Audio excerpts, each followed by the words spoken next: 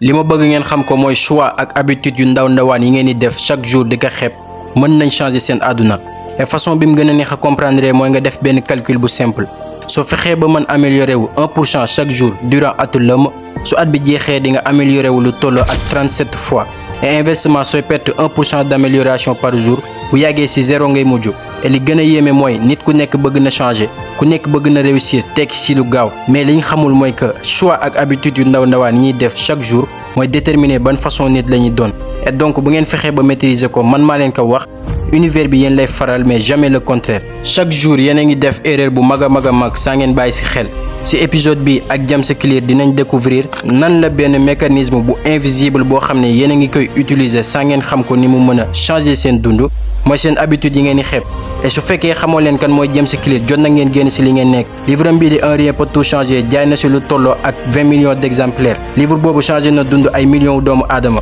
léegi comme que xam ngeen li leen di xaar jël leen écouteurs yi cahier ak bic bu ngeen di noter li ngeen fiy jàngee alors léegi dama leen di présenter 4 étapes yu ngeen di former benn habitude 4 étapes yi mooy remarquer vouloir agir ak apprécier remarquer vouloir agir ak apprécier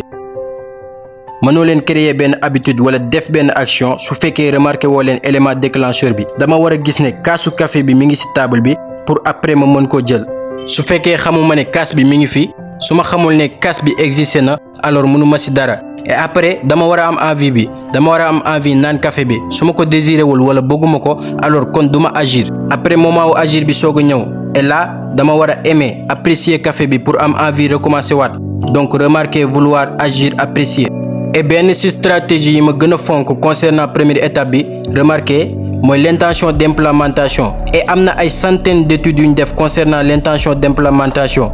étude bi ma gën a neex ci études yi mu ngi concerner benn exercice physique dañoo jël 3 groupes premier groupe bi ñu ni leen nañ xool ñaata yoon lañuy def sport ci semaine bi maanaam ñu observer mooy groupe témoin bi deuxième groupe bi ñu wax leen la même chose mais aussi dañoo bëggoon présenter leen benn présentation bu motivante pour ngeen wax ci bienfait yi ak njëriñi sport bi am ci seen dund donc ñooñu ñooy groupe motivé et troisième groupe bi aussi même présentation lañ am donc ñoom aussi dañ leen motiver mais am na lu ñu leen ci yokkal te mooy ñu compléter phrase bi may bëgg wax durant la semaine prochaine je vais faire au moins 20 minutes d'exercice vigoureux ce jour-là à cette heure-là à cet endroit donc ku ci nekk exprimer nga sa intention mooy intention d'implémentation et lii moo xew après premier groupe bi ñetti nit yoo jël benn nit moo ci entraîné deuxième groupe bi le fait que ñu motiver leen changé wu fa dara dès que ñu jugee fi ñu doon defee expérience bi le lendemain motivation bi ñu amoon dafa wàcc à zéro tout comme booy seetaan benn vidéo YouTube wala benn conférence 2 minutes après nga fàttewaat information yépp mais troisième groupe bi ñu waroon compléter phrase bi soo jëlee 10 personnes 9 yi def nañ sport comme niñ ko waxee woon donc mën ngeen multiplier seen ay chances réussir juste ak benn plan bu spécifique jàpp leen phrase bi bu baax a baax beaucoup de gens pensent qu'il manque de motivation alors qu'en réalité il manque de clarté dañoo jàpp ni motivation lañ soxla wala volonté pour créer benn habitude dañ naan su ma amee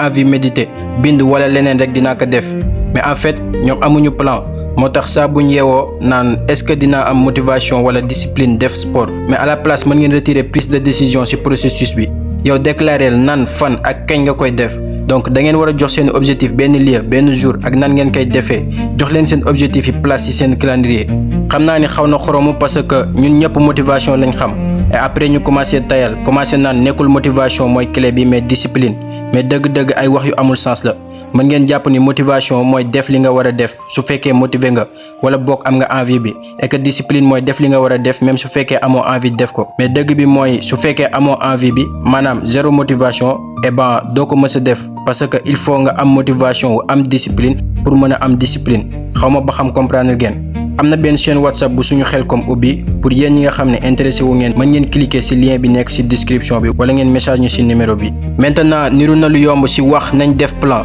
def li ñu war a def et peut-être dinañ ko respecter mais bien sûr ñun ñëpp xam nañ ni dina am ay défis yu taxaw suñu kanam et il va falloir ñu surmonter ko stratégie bi laa leen di jox te man moom laay utiliser le prémotem d'échec et ni lañ koy utiliser da ngay xalaat objectif yi projet yi peu importe na nekk mbir yi gën a important ci yow et dama bëgg ngeen imaginer fii ak 6 mois ngeen échoué et après ngeen raconter histoire lu tax ngeen échoué lan moo xew lan moo leen jëlee ci yoon bi su may def loolu ak entreprise yi nii lañ koy woowee l'exercice du tuage à entreprise car ku nekk da ngay toog di xalaat nan ngay def ba détruire entreprise bi ci 6 mois yi di ñëw. Et une fois ngeen xam loolu yëpp mën ngeen commencer teg ay meilleurs plans pour def ay choix et di ngeen mën a commencer def ay plans conditionnels pas seulement damay def sport lundi à 17h mais aussi su fekkee mënuma def sport parce que dama war a yóbbu sama doom bi entraînement alors dinaa ko def mardi à 7h. Étape 2 vouloir benn ci moteur yi ñu gën a négliger ci comportement yi ak habitudes yi mooy suñu environnement physique. ay chercheurs yu nekk Harvard ñoo dem ci benn hôpital après ñu laaj seen bopp question bu am importance dañoo laaj seen bopp est-ce que mën nañ changer comportement wu nit ñi sans ñu wax ak ñoom sans ñu wax leen dara sans ñu jéem leen a motiver et donc dessin bi mooy représenter benn cafétéria bu nekk ci hôpital bi. case rose yi mooy représenter salle bu def ay réfrigérateur yu ay soda nekk soda pour yéen ñi nga xamul ay jus la yoo xam ne baaxul ci santé ñaari case noir yi nekk ci côté bi ay réfrigérateur yu def ndox moo fa nekk et yeneen table yi ngeen gis yëpp zone la yoo xam ne lekk moo fa nekkoon léegi ñu yokk ci lu ndaw dañoo def changement bu ndaw dañoo def ndox ci case rose yi ba tey soda yi ñu ngi fa ba tey ndox kese lañ ci yokk et lan moo xew après waxuñ kenn dara te defuñ dara.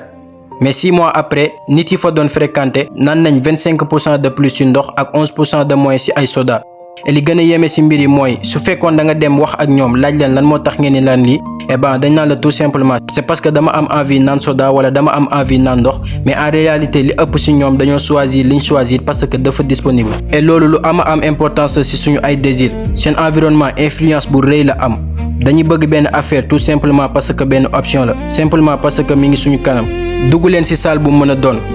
canapé yi ak télé yi ñooy jàkkaarloo et loolu ban action la mën a pousser pour nga def ko et après ñuy laaj suñu bopp lan moo tax ñuy passer plus de temps ci télé bi c'est parce que suñu ay désir environnement bi ñu nekk moo koy façonné mais heureusement on n'est pas obligé nekk victime suñu environnement mën nga nekk architecte bi mën nga décider concevoir environnement bu yombal comportement yu baax yi te jafeel comportement yu bon yi concernant habitude yi soo bëggee di jouer guitare de temps en temps eh ben teg ko foo xam ni chaque jour di nga gis guitare bi su fekkee da nga bëgg di lire le plus souvent soo yeewoo bay lal sa lal jëlal sa livre nga teg ko ci suufu ngegenaay bi et soo demee ba ñëw di tëdd jël ko nga lire quelques pages nga soog a dem tëdd. li ëpp ci suñuy désir environnement bi ñu nekk moo koy façonné donc morale histoire bi mooy mësuma gis nit teg ay habitudes yu positives de manière constante ci environnement bu négatif peut-être mën nga ko def benn wala ñaari yoon mais su fekkee da ngay lutter chaque jour pour mën ko def eh ben du yomb nga tenir lu yàgg. alors bu leen compter ci volonté ak discipline c'est plus simple nga teg benn habitude su fekkee am nga ay options yu gën donc idée bi mooy nga teg plusieurs étapes entre yow ak comportement yu bon yi et moins d'étapes entre yow ak comportement yu baax yi et teg ay habitudes yu baax mi ngi gën a yomb su fekkee nekk nga ci environnement bu lay pousser nga def ko. vidéo bi fii lay yem mais des na deuxième partie te dimanche bii di ñëw laa koy dugal à 21h inchallah donc bu leen fàtte abonner liker partager et aussi lien bi mi ngi ci description bi.